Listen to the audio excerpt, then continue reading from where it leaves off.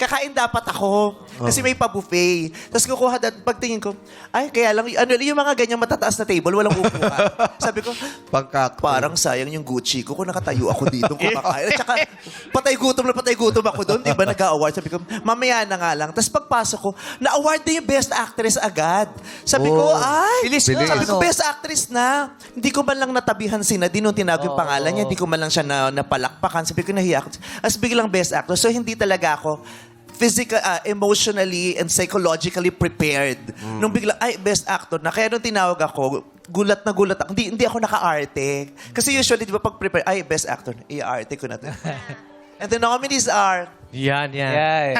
Ganun. Kasi hindi ako naka-arte. So, yung ano ko, hanggang dito, nasa leeg ko na yung ano ko.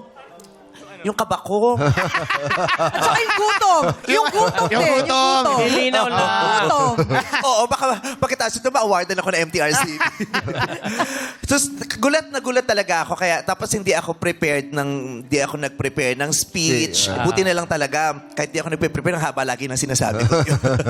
So, ayun. Kaya, maraming salamat. Ang sarap ng pagkagulat. Ang sarap ng experience. Sabi ko, hindi ako sanay sa ganun. Sa edad kong to, ang dami ko pa palang hindi nararanasan na masasarap at ang sarap-sarap nung naranasan ko nung gabing yun.